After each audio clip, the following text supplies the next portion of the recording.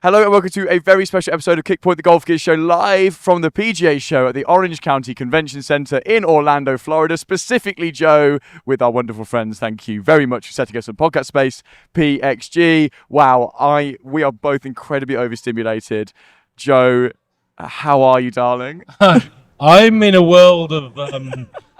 I feel like my physical state has just been altered by watching you and Christina Kim go at it. Yes, as she would love to have said. Yeah. That was one of the most astonishing assaults on an interviewer I've ever seen. You cope with it extraordinarily. You're really good. Thank you, man. And we'll show you that interview very, very soon once we've found the bits we can and can't use. 30 seconds of it left and usable. So yeah, absolutely. But thanks for joining us this week. Happy Friday. Coming up, Joe, we're going to give the people of the world our highlights from the PGA Show, our lowlights from the PGA Show, as well as welcoming long-time, much-needed guest and kind of what I described when I was watching it as the sort of the best pod content I think we could do. Ian Fraser is coming onto the show, Joe. You've done the interview. He's just a lovely man. I'm glad you guys could connect. I really am. But it was a nervy one. I said to you, it's like, I think I'm like a gear guy. I think I know what I'm talking about a bit, but there's levels, Dan. There's levels to this game, sunshine. Yeah, of course there is. It's when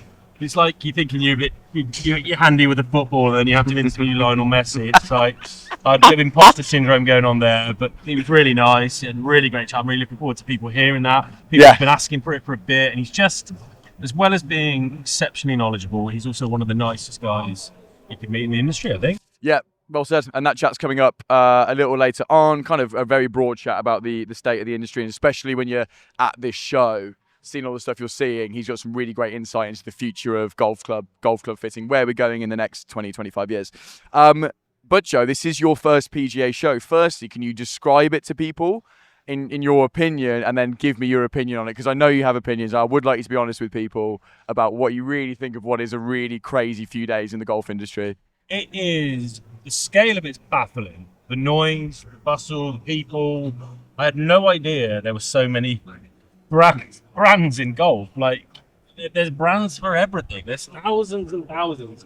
Anything you can think of, it's here.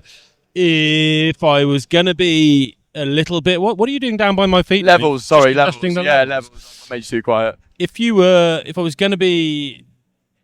I don't want to say negative, but... You can be negative. I genuinely want your opinion on this. There's and I get it. I respect the hustle. I do. I respect people that are willing to go out, make products, try stuff. There's quite an air of, I don't want to say desperation, but there's people hassling you. There's people, come take a look at this. So one guy stopped me a minute ago, the top of the media center, and said, "Hi, buddy, do you want to come and hear a presentation on wireless electric charging of buggies?" No, sir, I do not.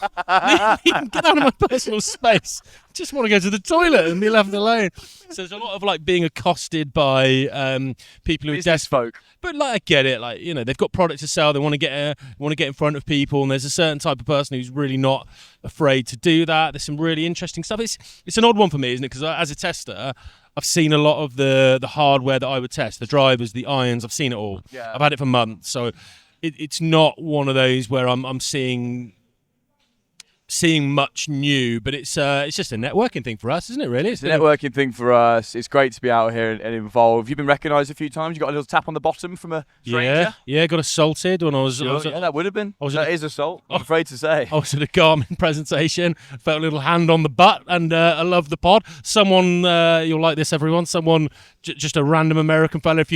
You'll be watching this. Sorry, I didn't get your name, but came up to me and just started going, "Ask the pod." Yes. Why is that the thing that's caught on the most? I don't know. Well, people like tunes, don't they? Maybe we should do the whole thing in song. Be the first musical golf podcast. We'd go viral. We really would. So yeah, it's an excellent place. We're sat on top of the PXG stand. It's their first ever time here. They've gone all out, Joe, I will say. Can I say a specific thanks to Leela from PXG, who, what's Leela's title? She's marketing director, PR comms, super high up. Pretty darn high up. Absolutely, like a lovely woman, petrifying. I'm terrified of her. Accidentally She just appeared when we mentioned her name, and I made a Beetlejuice reference, which she's not letting me forget. In jest. It was in jest, yeah. So petrified of her, but thank you very much, Leela. We really appreciate the space and the access to Christina Kim, and I enjoyed watching that assault. Yeah, and some free Miller Lite, which we're very grateful for. Right then, before we crack on, we've got a couple of Ask the Pods as well, I forgot to say. I want to catch up with some of your questions that have been coming in while we've been out here. But before that, we do want to highlight some of the things we've seen this week, Joe. Look, because like you said, there's a lot of stuff we've already seen, we've already spoken about, but there are some little nitty-gritty bits that we haven't yet. Can I start with I'm going to end with my product of the show to try and keep you all involved. One of the things that's piqued my interest the most, and you knew a lot about already, but it's Autoflex shafts. We've seen them here, saw them at Demo Day. They've got a booth down there somewhere. I didn't know anything about them, and they're quite interesting. Yeah, well, I don't know enough about them. That's why Thank God you're here. Yeah, well, that was it. So a lot of people watching will know Autoflex. You'll have seen a really bright pink and black shaft that's appeared on tour. Adam Scott's used it at a time. I think Brandon Grace used it for a bit. And it's got what they call Korean hidden technology. Right, that's so high. And that's it. That's it. No one knows any further detail. Not? Yeah. But essentially, it's a really soft feeling shaft.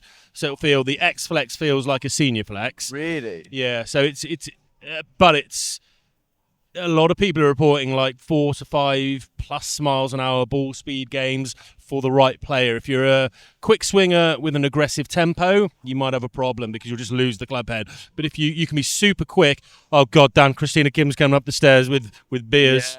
Oh god.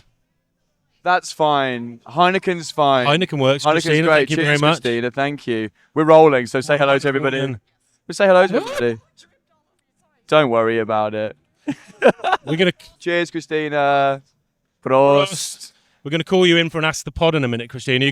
You're gonna fix someone's clubs for us in a minute. You're just gonna go from there now. Okay. Cool. Right, let's crack on. You got the Ask the Pod ready? Yeah, we're gonna go now. Yeah. Right, Ask the Pod, This is from one Christina. of our very many listeners, Christina. Have I got the Ask the Pod ready? No, I Careful haven't. with that Heineken, Joe. It's ATP. We've got a little jingle as well. Do you have a jingle? We don't have it here right now. We have one. Yeah. Last saw your show. I should probably be holding a microphone to you when you're talking, but we'll work on that. Right. I'll just be really loud. Christina, this is to us, so it starts off giving us a lot of compliments. Chaps, incredible show, incredible content. Here we go. Joe, you are aesthetically aging wonderfully. Don't let anyone tell you otherwise. I like this guy. Dan, you're an absolute mess. No, Dan, your vocabulary is absolutely sensational. You are the Simon Jordan of the golf airwaves. I'm not going to try and explain Simon Jordan to Christina. We'll do that later. Yes, he is actually, yeah. Right, let's get to it. I'm a 10 handicapper. I'm currently gaming a set of Callaway Apex CF19 irons, which I'm sure you're disgusted with, which have been in the bag for 6 years now. I'm planning to get fitted for a new set this year, and I'm firmly in the player distance category. I won't go into brands here, but he's basically narrowed it down to 2 clubs. But what he's saying is it worth visiting the manufacturer's proper fitting centres? So rather than going to a brand agnostic fitter that's got loads of different brands, you can try everything. He's kind of narrowed it down. What benefits would he get from going to, we've got a specific Titleist facility at Woburn in the UK. There's a TaylorMade Kingdom coming in London. Do you see any benefits from going to those? Mizuno. Oh, well, I'm finishing my question now. PXG in Scottsdale. And PXG in Scottsdale, but also the PXG London store. So do you see the benefits of going to the specific manufacturers for specific fittings? So, first of all, you have to say it says from Joe Ferguson. Chris from Surrey. Christina's being That's cheeky. good from you, Christina. I don't mind it. No, I have a long back with a line at the bottom. I don't have any cheeks to be cheeky with. So I would say that if you it's a yes and no kind of situation, because if you go to an actual manufacturer, especially if Chris from Surrey is down to two manufacturers, then I think he may benefit from actually going to no, you're good. That's all right. I didn't say my safe word. So as long as he goes to those manufacturers, he'll get an unbelievable experience and a remarkable fitting. Whereas everything is basically very specific. If you were to go to any individual human that has access to so many different manufacturers, some guys are going to have their own biases. of trying to push you towards another. That's not a word. I don't think biases is a word. You just made that up. Is that a word? Biases is a plural form of having a single bias versus biases. I've got lots of biases, Joe, that I keep to myself. There are pills for that. And so personally, I think that you get a feel for the brand if you go to the manufacturer, if you have access to it. And they'll treat you really, really well. You won't be as tired.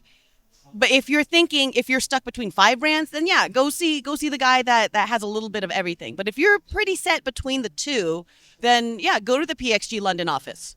I think that's really good advice. There's a lot of places I've worked at where we've looked after 5, 6 brands, and you do your best, you learn as in and out as you can. But the people who are fitting for one brand, they know every square inch of each club, every specification. They're likely to have more options you can try as well. So yeah, I think from both myself and Christina, I think if you are in that situation, make some time, go to both, give them a fair crack at the whip. And I think Christina will talk on this better than me, but a lot of fittings for better players, and if you're really looking to get dialed in, you wouldn't have been fitted in an hour and then that's done, that's my specs. That would have taken place maybe a few sessions, go home, try this, try that. Is that how it works on tour? So again, if I were to go to here, let me hold this. Sorry. If I were to go to a courthouse and try and be a barrister, I don't know what the I'm doing. And as such, I think that I think you're going to get the best of what the brand can give you. And again, it's all different strokes for different folks. If you are completely unsure of what you want, then yeah, go visit someone that has access to a bunch of different OEMs. I'm not knocking them whatsoever. But if you are already pretty set on 2 manufacturers, go visit each one. You'll get an understanding of each brand. You'll get a deep dive, and players are different. For the most part, our overall swing profile and our blueprint is pretty set. So we'll get it done in an hour, but it probably shouldn't take an hour for someone that plays, 8 times in the summer. Because we have, it's like we have our swings, we have our swing speeds, we have our, this is our training, this is our occupation, this is our job. So we know what we're doing in terms of what our averages are, what our metrics are. Whereas the guy, like you say, a guy or girl who's playing sort of 8 times a year, their sort of their differentials between their good and their bad is going to be a lot wider than yours. So you're probably best off trying some of this stuff when you're swinging well, when you're not swinging well, and get somewhere in the middle. That makes perfect sense. Or at the very least, if you know what your tendency is and you're having an off day, as well as what your preferred shot shape is, you kind of work around that, Or if you have a really good session, or if you're in a really good place with your swing, go to a driving range that has access to a launch monitor, get your metrics. And then you can go in, go to that OEM and say, this is me at my best. This is me when I'm playing really well. So I want to make sure that I have this in mind. And then at the same time, I when I'm playing really well, I've got a tight 2-yard draw. And if I'm having a really rough day, I have it's more of a cut with an N in the middle, Oh, Christina. Right. I'm going to hand this microphone back to Dan. He handles you far better than I do, man. Christina, thank you so much. I'm going to put the camera back into a sort of position now. Politely, Christina. Yes. Right, Chris from Surrey, that's the most, the fullest answer you've probably ever received to an Ask the Pod. That's more than you bargained for. Christina Kim is more than we bargained for. Quite frankly, we can't handle her. A cut with an N in the middle. That's going to be part of my parlance forever. No, I can, right. I've had way too much fun up here. Canut. Canut. Yeah, good old Canut. Right, Joe. Thank you for that, Christina. And that's good Ask the Pod content. It's good Ask the Pod, yeah. Back onto the show, Joe. We were in Autoflex shaft mode.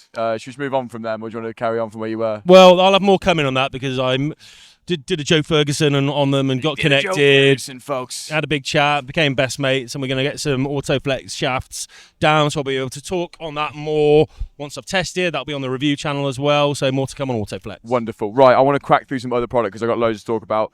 We saw the new Ping gear, i540, G740. That i540 in particular looks very, very sexy to me. That Ping Standard demo day, which for those who don't know, you go to the Orange County National Golf Club. Correct. Big circular driving range. The guys and girls put their gear out for people to hit. That was rammed, that tent.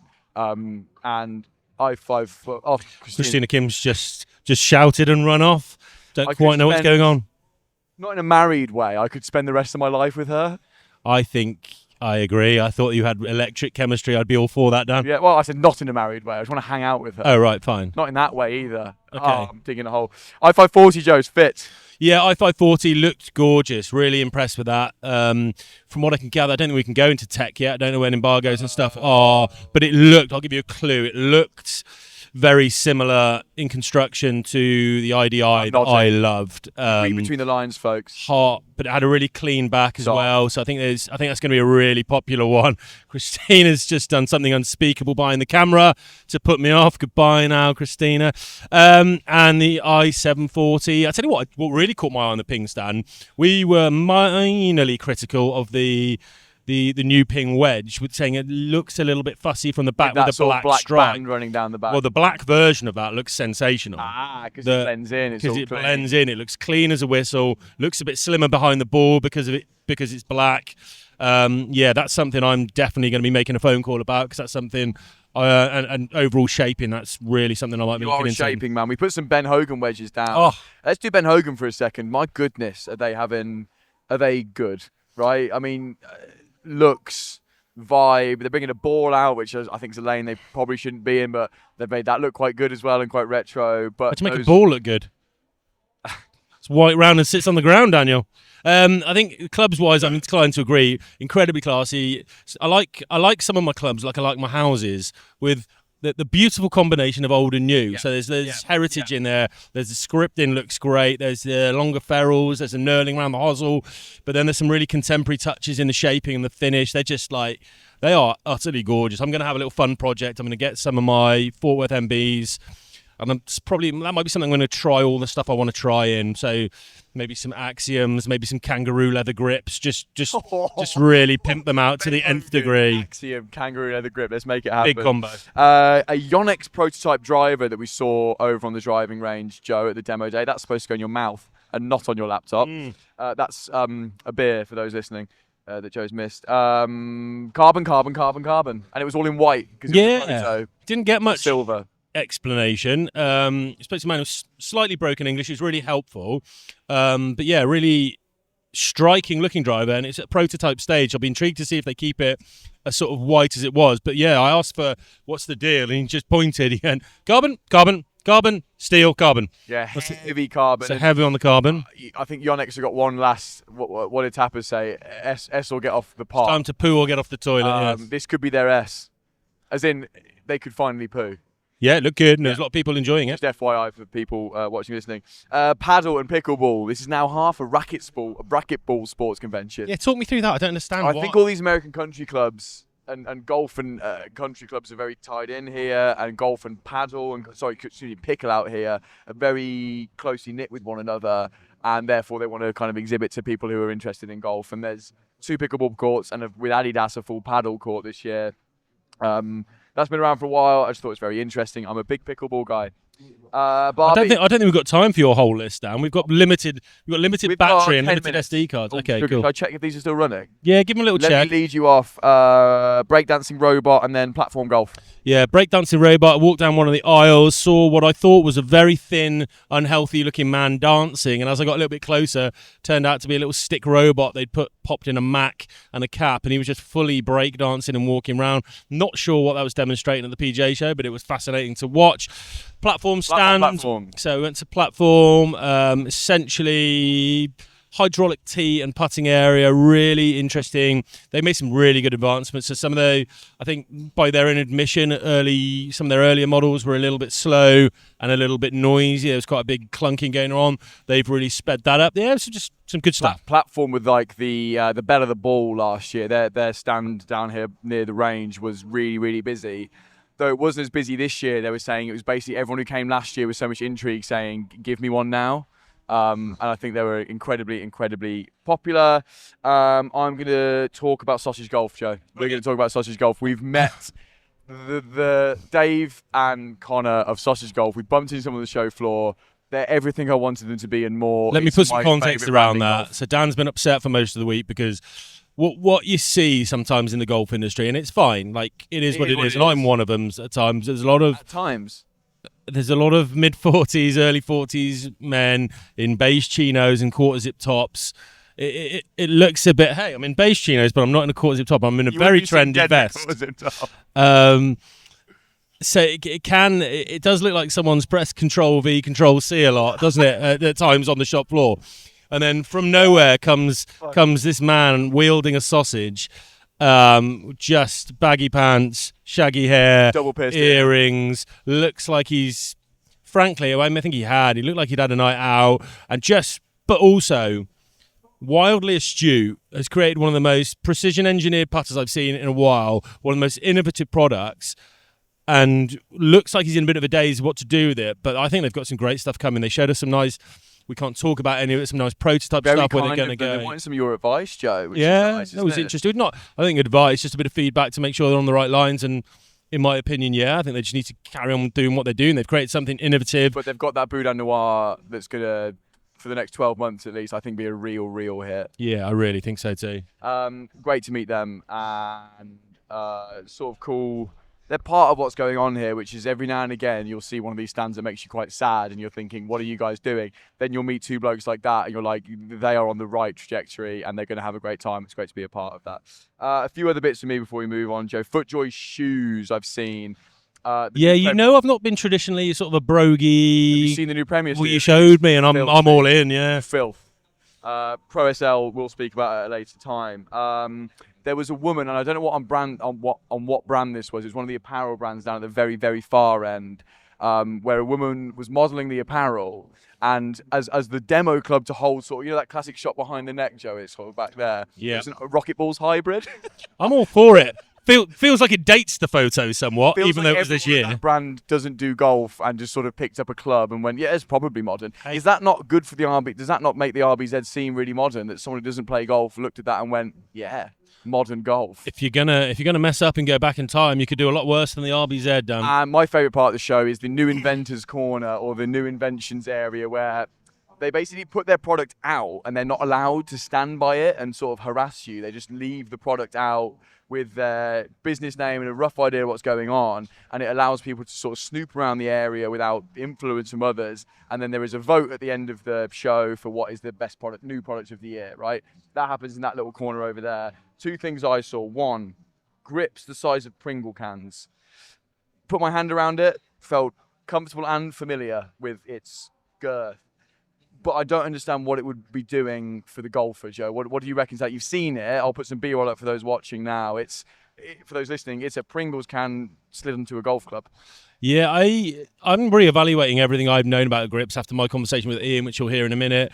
Some interesting stuff around pressure points, how much pressure in the swing, where the contact points are within your grip, which will influence the size of grip you need. We've seen Bryson doing some extraordinary things with some of the largest Jumbo Max grips you've ever seen. I played a tournament with him. I'm 1-for-1 with massive grips in terms of tournament victories. That's not conforming. That was just a training aid. Yeah. Well, I've got no idea what the purpose is. The other one, we like a rope hat. I like a rope hat. You do like a rope hat. And this is a hat where you can interchange the ropes, Joe, to your colour, so it matches the rest of your outfit. So could you have a little salmon pink rope to go with your jumper today? Good, Joe. That'd be lovely. Hey, they're inventing. And that's fine. Chinos. The American public love beige trousers. And there are a lot of men here in beige trousers, Joe. I wish you had brought this up on a day where I'm wearing beige trousers. It feels very much like a personal attack. It's a microaggression. Last two from me, Nike apparel. I showed you that earlier. Check this out for those listening. Pop that up. For those watching, they bought the Shield back. I don't know what you think about that Shield logo. Love it. It reminds me so much of the early 2000s, late 90s. I think it's tremendous. So that and a stripy number, football kit-esque almost, like vertical stripe number with your blues, your greens, your oranges. That's the best bit of apparel I've seen. Shout out Kieran Hall. He'll be all over that like a rash. That's right up his street. He's a Nike guy. Well, he will be on that. Kieran, let us know. And at Fujikura, Joe went to go see our friends at Fujikura. You tried to hit a gong that they set up on the thing, like with a camera near it, like high-rising ball that whacks the gong, failed. Oh, I was peppering this thing. It was inches away every time, and then a slightly elderly gentleman next to me popped it on the second gong. So that was a little bit upsetting. Don't call Kevin Murray, sorry, Muzzer, industry legend, a slightly old fella. Is he old? He is old. There you go. And he's a fella. So that's been our highlights of the show, Joe, and I hope it's a funny one. This, I hope you. I'm going to say enjoyed it, but I know you haven't. Let's hope you've taken some things from this, Joe. And I hope our listeners have taken something from the nitty-gritty bits we've seen. I've taken just fatigue. I'm shattered. I think we need to have a couple little drinkies tonight to decompress. I quite fancy a mega lash now. If we got time for one more quick Ask the Pod, how much did we have on there? Ask the Pod. Well, why don't you start it, and I'll check the battery percentage while you do it. You do that, and then tell me how quick I need to talk. One more Ask the Pod. I reckon we've got 5 minutes. Hi, Ask the Pod. Really enjoying the podcast and YouTube videos from you guys. So please keep up the great work. I have a question about pros using older model golf balls that I've wondered about for a number of years and hope you can answer for me. We hear of some of the players using older models from 2021 or 2019 or even older because they we've got 7% on one and 9% on the other. The characteristics of that ball. So the questions are: do manufacturers keep a warehouse with millions of older balls for these pros, or do they continue to make balls with old dimple patterns and component chemistries? 2, if they keep balls in a warehouse for years, how do the properties of those balls change? And is there a point when the manufacturer just says we can't provide them anymore? So, like, I guess we're talking like best before dates, sell-by dates for golf balls. It's been sat in a warehouse for, if you're using a 2019 model, that's now 7 years old. I haven't got a name for this. I've just got kind regards, chaps, incredible show content. I'll find this man's name while you answer. Please do. So I didn't really know the answer to this, so I did a bit of digging, and I've spoken to a couple of people with the industry, and it sounds like the consensus seems to be that tour product will be a maximum of 6 months old in terms of when it was produced. So they're not just leaving balls around for a decade and then rolling out balls that have been stored in a warehouse. They continue to produce older models for the tour until the usage reaches a point that gets very low where they'll stop making them available. Now, 90% of tour players really are in current model balls. So most manufacturers, you're talking very small volumes, but we do have to stop making... I don't know, they're talking very small. It's difficult to read this without giving away who the answers come from because they didn't want to be known. Well, I am trying to dance around it, but essentially they are still making older models and they'll manufacture them fresh. We're not dealing with really crusty old models. They'll do it to a point, but there is a cut-off point where usage becomes so low, it's just no longer viable, and they'll force that last remaining player to move into a new ball. If they've got 3 or 4 or 5, there is an area where they can make these at small dose, and they want to because they want these guys on staff and they want them to play the best stuff for them at the time. Absolutely, and I think that shows a lot of these manufacturers' commitment to making sure the players they've got on staff are serviced with their very, very specific needs. It's a good question because you do see it. If you read what's in the bags and someone's in a 2019 version of a ball, that's quite old now. Yeah, correct. No, they're fresh and they're new. Good question. Steve Trotman. Thank you, Trotty. Cheers, Trotty. Trotty. Good work, Joe. Right, it's time for the chat we've all been waiting for. Joe and Ian Fraser sat outside the media centre a little bit earlier today at the Orange County Convention Centre. All I can say, Joe, is enjoy, folks. Right, well, we're very lucky today. We've got a very special guest that all of you have been saying for ages. Speak to Ian. Well, we've got him. He's here, Ian Fraser, the equipment goat. Nice to see you. Good to see you, pal. I'm glad you got a chance to do it. Yeah, it's nice. It's fun to get around to, isn't it? So we're at the PGA Show. We've got a few questions you guys have been wanting to speak to Ian about for a while. But I guess, give me, just because I don't want to take too much of your time, give me a little, people know you as, you're the equipment guy. You are the equipment guy. How did we get here? Give me an AI summary. We don't need to know. Mummy and Daddy loved each other very much. Just give us history, career history. How do we get here? I'm just like you in that I was an equipment junkie. Got into the professional golf scene 2001. No one was doing club repairs. There was a couple of guys in the club I was a assistant pro at who got into it. They turned up with Harrison Striper shafts, all the OG kind of aftermarket stuff. All the OEMs are starting to embrace that a little bit, some Pro Force Gold, some Grafloy. So started to see this emerging world. Then demo days would rock around to our club. I'd go out on the demo day and help the reps, and I would know maybe a little bit more than they would, just doing research, and ended up working for TaylorMade 2005 till 2011. Got headhunted to move to Canada to start a club fitting company out there 2011. Worked for that company, started my own in 2016, started the YouTube channel, which is probably where lots of people have kind of found the content that we do, and that's really where we are today, Joe. Just a golf junkie like everyone else. I think it was from a love of playing the game and wanting to be a little bit better, and looking at the avenue golf equipment provides us to get a little bit better, the levers we can pull with golf equipment. I was never that good, so I had to pull a few more levers than others to offset some of the weaknesses within my own game. So talking about that, getting better, because you're doing yourself down there. Everyone sees you hit the ball, you can play, you can play. I always think there's a bit of a juxtaposition in how fitting and equipment works alongside coaching. So we had this discussion on the pod a while ago. Someone comes to a coach and wants to get better. Well, immediately they're going to look at technique. They're going to look at takeaways. They're going to look at P7s, whatever coaches look at.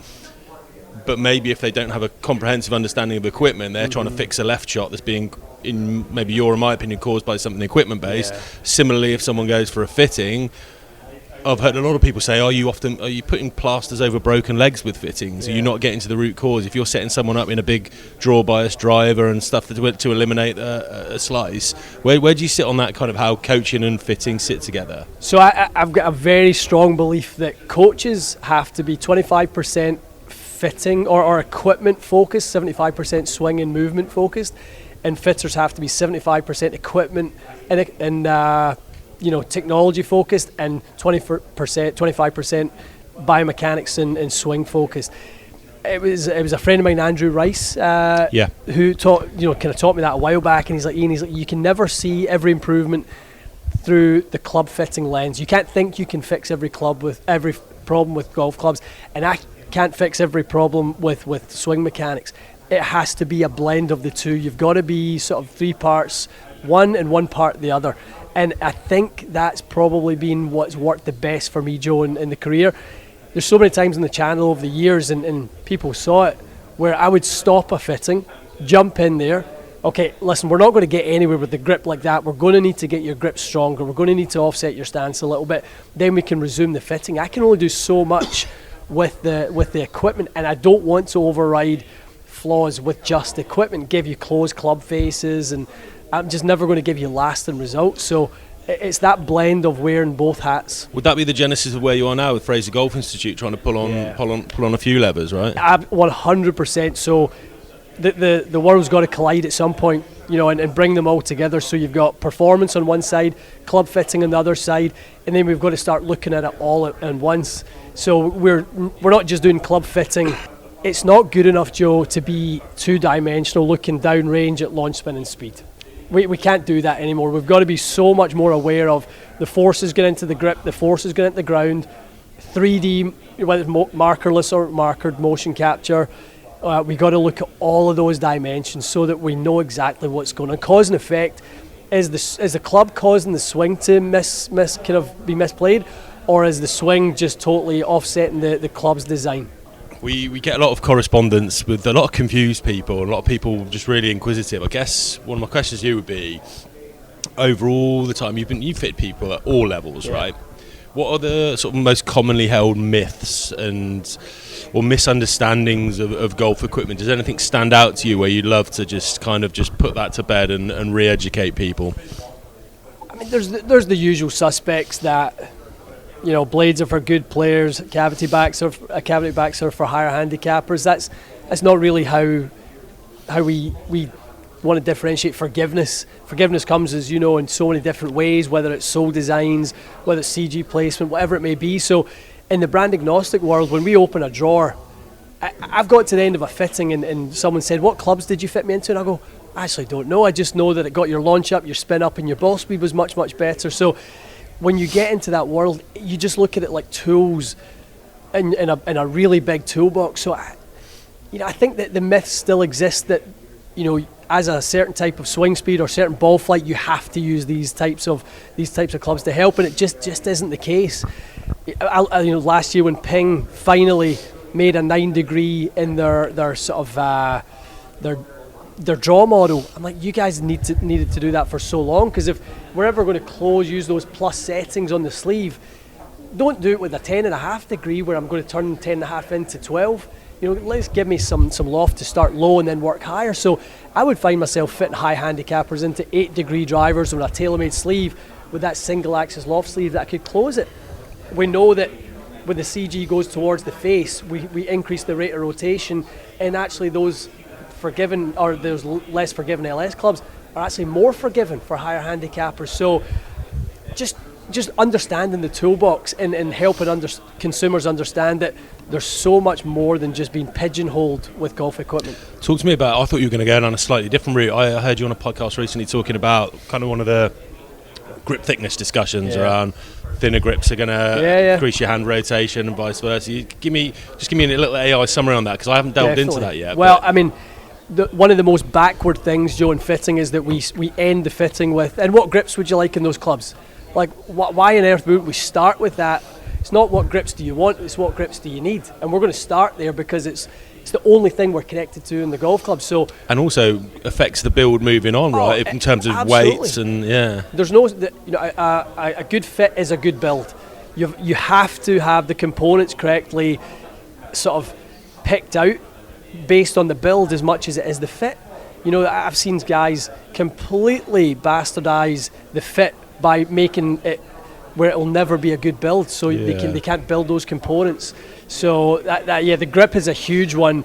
We're now learning from Sensors Edge technology that the smaller the hands actually do better with bigger grips. So it's not a hand, doesn't know how it fits in the lines of your hands anymore, any of that sort of stuff. There's an amount of pressure that we're trying to get into the golf club that we want to add and subtract some of that pressure. We want more contact points, so if the grip gets too small, we're actually not holding as much of the grip. So all that sort of stuff is fairly new in the tech world. Liam Mucklow at Golf Lab is doing amazing work and research for that, and part of what we've got coming in the next months, not years, is going to incorporate a lot of that in our club testing. Fascinating to hear a bit more about that. Yeah, absolutely. Right, let's go back. We've got a lot of people asking, so you've been, I don't want to make you feel old, but you've been around a while, Ian. Yeah. Give me some of your favourite components. So we're talking, let's give me your most iconic and favourite wood shaft of all time. And I know it's obviously, I'm not talking for a specific player, I'm just talking something that you've had either personal great success with, something you fit a load of people into, something you thought was innovative. Interpret it however you like.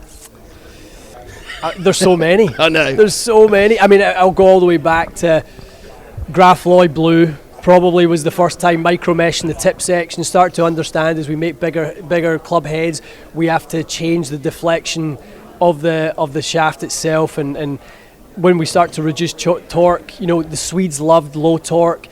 The UK, North Americans loved a little bit more. Still in his Grafloy Blue. Absolutely, they won't let people take them out of sub 3 degrees of torque. So I mean that was the time, Joe, like Harrison Striper, Harrison Titanium 2.5, where like that world was just so eye-opening to someone like me, and you were in that world as a player at that point using all those as well. I mean, NV and Pro Launch Blue at the time, it was kind of like the yin and yang. You flight it down, you flight it up. We know that's not what it does, but those two options were iconic as well. So I think I'm in that world. Good shout. Iron shaft? We just did our Mount Rushmore of golf components quite recently, which a lot of people laughed at as a concept, but did really well for us socially, so in your face. And we had the Dynamic Gold X100 Tour issue, or just the standard Dynamic Gold. Yeah. Any advances on that? I think what Acra are doing with iSteel is really, really smart. I think merging those worlds of a Dynamic Gold feel with a rifle or Project X mid and tip is really good. But I mean, I think Modus has been the one that really has had the broadest appeal from a performance perspective. 120 and 105, still so misunderstood. And this is the stuff that drives me up the wall. you've got 105, 115, and 125, and they think that's a continuation of the profile of 120 or 130, Totally and they're entirely different. So, yeah. Cool.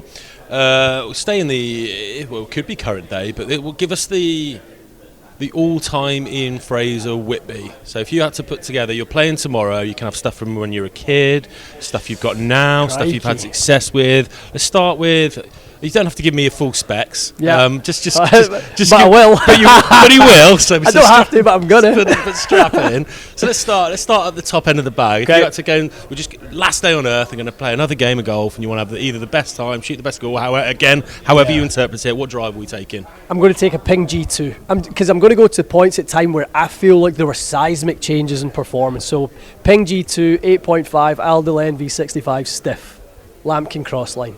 Lambkin crossline, cord or non-cord? Cord. Logo up, logo down? Up. How many tapes? 2. Wonderful. Fairway woods. What's our setup here? We're going into Burner Superfast TP. Tremendous. 07. Yeah. Yeah, we'd have 3 and 5 wood in those. Tour spoon and 5 wood. Okay, and we're going into 4 to pitch and wedge? 4 to pitch and wedge. We're going to play Callaway X14 Pro Series in those. And what we having? What shaft are we going in there? Rifles, 6.0 rifles, not Project X, original rifles with a little bit of feel. Okay, lovely touch. Wedges, give me our loft setup first, and then we'll get into model. We're going to do 50, 56, 60, original spin milled. Lovely stuff. And short stick, where are we headed? We're going to do Scotty Newport Champions Choice. Okay. Yeah. Interesting. Still has a place in my heart. Red, white and blue. The year Stephen Gerrard won the league with Rangers, that was the same summer that Champions Choice came out, designed for Kepka with the red, white and blue on it. So it hit you right in the feels. So I bought 2. I bought 2, just one has to stay in the wall forever and one was in the bag. So perfect timing from Scotty there. So there's a lot of chat about rollbacks, and we've seen just innovations and new ideas when you're walking on this PGA show. I'm a bit overstimulated, hence the strange line of questioning, so apologies for that. Where do you see things going in the next 5 to 10? What's next? Have you seen anything that excites you? A lot. Yeah, a lot. More innovation, more tech. So in the club fitting world, Carson Solheim built the club fitting system with the pink color code system. When TrackMan came out in 06, they took ball flight technology to the next level. We're about to go into the next phase of what I keep calling club fitting 3.0, which is, so it's a bit of a wordy term, it's a biometric revolution, which is our ability to leverage all of the technology that you can layer on top of each other to utilize for human performance. So that's going to be ground reaction force, grip force, that's going to be all room technology for markerless. It's going to get into a personalized experience, so you're not hitting a range anymore, 150 yards wide when you're being fitted. The software within 10 shots is going to be able to personalize it for you. So, okay, Joe, you're struggling with a little bit of the left with that 3 wood you're in to be fit for today.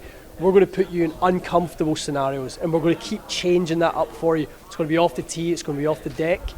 We're going to measure neurologically your brain waves as well. So we're going to see how stimulated you are in certain scenarios where you're very, very Sorry, Dan's challenged. giggling off camera. That's not something Dan wants to see. Honestly. But go on. And when you look at the way Olympians are being tested before they go into the 100-meter final, whether if you can take them to that place before they go there, that's our job as fitters. How do we take the golfer there before they get there? We saw it with the VR headsets ahead of Rome at the before Ryder Rome, Cup being definitely. sworn out and stuff like that. But that's coming in the fitting world. It's coming to the fitting world. I mean, so you and Adrian spoke about it when you guys got together.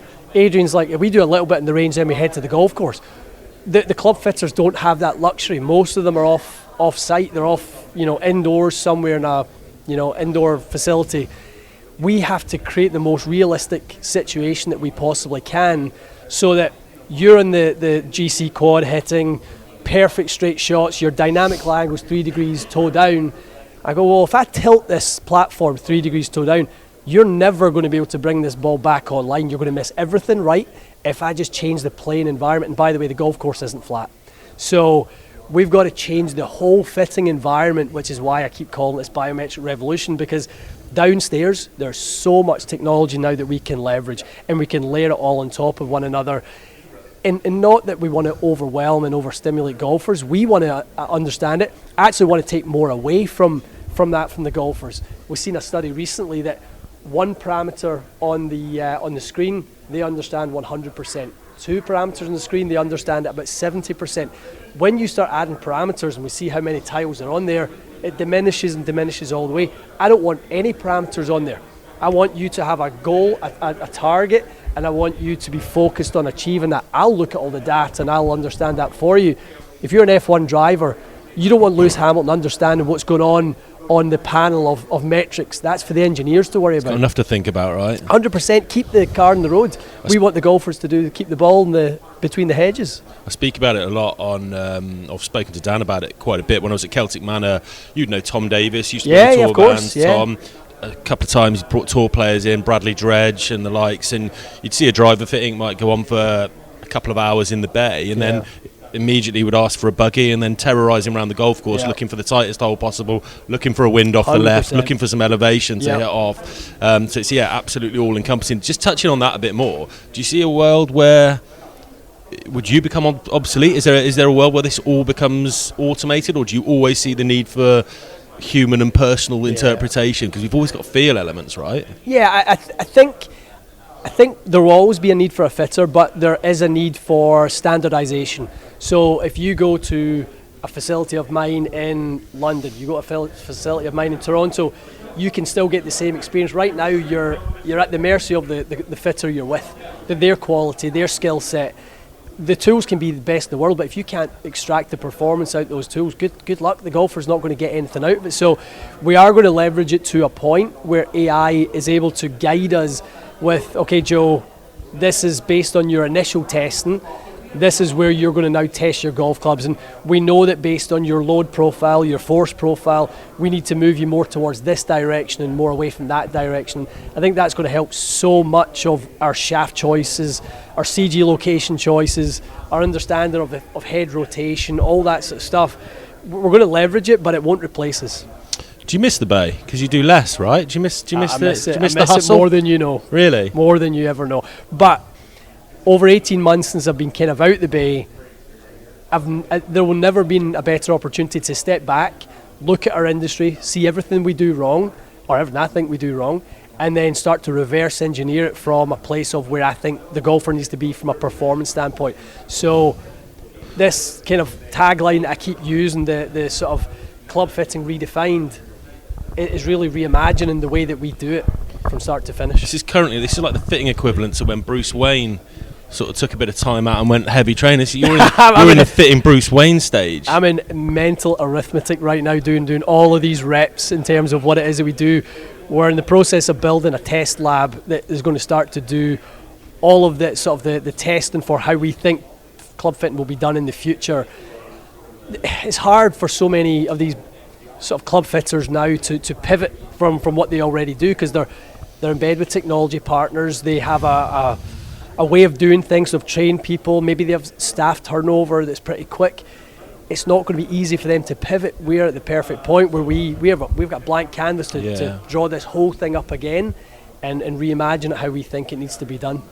Fascinating. I look forward to following that journey. And then just finally, as someone, obviously I make review content myself. I presume you still watch some content. I watch everyone out of the TXG days. What do you look for? What do you see in good reviews? Because obviously people tend to look for different things. Would you like to see kind of that more holistic approach that you're talking about, whereas you see some more on-course stuff? Are we just in a bay? Because I mean, TXG back in the day was very much in the fitting bay, changing up components. Like what do you look for? Do you want to see more robot testing? Do you want to see more on-course stuff? What do you look for in your online content? I'm just looking for tips here, really. Probably could have just phrased that straight away. Any help, Ian? Well, I think what you do is great, because you bring in, like I was giving someone the quote yesterday. They're like, quantum seems really fast, but it flies low. I'm like, well, in Joe's testing, every quantum that he measured under 9 degrees aloft, it was 8 to 8.25 Which degrees I aloft. was going to ask you off camera about that, but I wondered whether that is a good way of sneaking the speed story, because obviously you're gonna if I'm not saying it's a deliberate ploy from Gallo, but all of a sudden if something's slightly less than it measured, you're going to pick up some ball I would speed, highly likely think it is. I mean, that was the rocket ball story back in the day. They all measured digitally under the designated amount of loft. So, I think extract the truths. Give real world examples. I think the content people enjoyed from us was when we brought somebody who they could relate to. That was always going to be good. So Matt was always the home base for numbers on shafts and head performance, golf ball performance. But quick numbers as well, right? Yeah, I mean, he could move it. But I think people being able to see us bringing in clients and then go, well, how do we apply? Matt's good, and he's a robot. He can fly to any way he wants. But how does that work with a real golfer? That was the good stuff. So. Is it Sam that does your testing? He's my robot. +4, right? Yeah. Great player. I mean, just hits on the rope every time. But I think, having a little bit of a wide range of kind of where people can see a little bit of themselves in some of the testers. Who's the fellow you used to get? Was it Ronnie? Ronnie the Rocket. Ronnie the Rocket. So you think bringing a bit of that in? I think if somebody that the audience can get familiar with as well, somebody who can be there consistently, offers value to a specific audience, whoever that may be on the channel. I think having a little network of testers that you guys bring in, go, okay, Quantum's great, but it's really great for you. And you can pinpoint that a little bit more easily. I think the personalisation of where I think Club Fitness fallen short a lot in the past is testing people with equipment that actually works, not just the stock shafts they get sent in the mail. I still think that's the number one thing that club testing falls short. Well, that's what I was gonna kind of ask you that. I keep saying off camera, but fine, let's just keep rolling. Let's keep going. We had some comments before. We've had some comments on the channel before about, well, that's working great for you in that $350 upcharge, Ventus. We had not an argument, but there's a guy who was a bit antsy about the fact that we didn't standardise the swing weight between it was a Ping G440 LST against a GT3, but they just come in at very different standard head weight. So he was on about, how can this be a fair test? That's at D2, that's at D5. And I think you mentioned it on a comment. Let's get into that, Joe. So I'm interested to hear your point. My take on it was I didn't want to disrupt the kind of the base elements of how that club head is designed by slamming a load more weight in the weight port at the back. So that's how we felt it should be tested. Where do you stand on stuff like that? Where do you stand on, well, you clearly stand on the make sure people are fitted into the right stuff for the testing bit. But what about the standardising of head weight and things like that? I mean, you've got to set the player up for performance. That's where the personalisation part comes into it. So for Sam or your version of Rocket Ronnie, whoever it is, you're not going to have the same Dangerous Dan we got. Dangerous Dan the man. Dangerous Dan's off. See you, Dan. You'll see Dan in the background now, everyone. I think you've got to set people up for success. So those heads at that head weight are designed to work with, in Ping's example, with an Alta shaft that's a certain length, very counterbalanced, that type of stuff. That's not going to be what works for everyone. So you can't always standardise it head to head. You can't just say every club it has to be tested D4 swing weight, because those components may not be designed to work that way. Callaway being the lightest component head in the market and Ping being the heaviest, you're going to land on completely different swing weights or standard setups with those clubs. So I don't think that's possible, honestly, to set them up and look at them as swing weight being the North Star, because it's really not. Swing weight is a byproduct of picking the right components. Swing weight's not the destination. We shouldn't be reaching for D2. D2 should be where we land. Which I think a lot of people do, right? They do. They don't, because they don't understand. They don't understand what swing weight is. We're placing an amount of mass. We're building a golf club at a certain length, and we're placing a grip that gives us the most amount of control. That's going to give us the swing weight, designation. We definitely don't want to make swing weight the end goal of any fitting. Well, that is fascinating stuff. I could talk to you all day, Ian. You've sorted out the content mix for us now, so we'll change that up. I'm going to get Ian to optimise my diary now off camera, so just going to get Ian to sort out my life in various parts. But honestly, thank you very much for joining us. People really enjoy that. I really enjoy what you guys do, and anyone who's as passionate about golf equipment as you are is going to always give so much value. So for me, on the outside looking in right now, I love what you guys do, and it's just more knowledge for people that watch the show. Ian Fraser. Well done, Joe. That was nice. I had to leave. You'd have heard maybe 20, 25 minutes in. You had a meeting, didn't you? I really enjoyed listening to you two go at it effectively. You didn't go at it. I just let him go. Yeah, You don't go at it with Ian Fraser No, that's a good because you'll point. get humbled. You ask him some questions and you listen intently and you learn and that's what happened. I hope you really enjoyed it. I don't know how long we've got to wrap this up with our battery life. I need a wee. The batteries on the DJIs are low. We're filming this ourselves. There's no one behind the camera right now, and we've cleared the upper deck of this little PXG lot here. Last remaining thoughts, Joe. Looking forward to going home? Yeah, I am. Overstimulated, overgolfed, but really genuinely enjoyable experience, eye-opening experience, and like how lucky we are to meet some of the people we like in the last 3 hours. We just, Christina Kim I've just. fallen in love, I'm afraid. I might stay here. I don't blame you. Yeah. So that leaves us to bid you a farewell for Friday. We're back on Monday for Tour Issue, which we're back up and running. Thanks for your patience. I went behind the camera while you and Christina were talking because she was sat, for those listening, down on a sort of much lower chair than Joe. The camera shot for that is quite sensational. Good stuff. I look forward to hearing all your comments about this. But for now, have a great weekend. We're back on Monday. Thank you for listening. Thank you for watching. As always, goodbye. Toodles.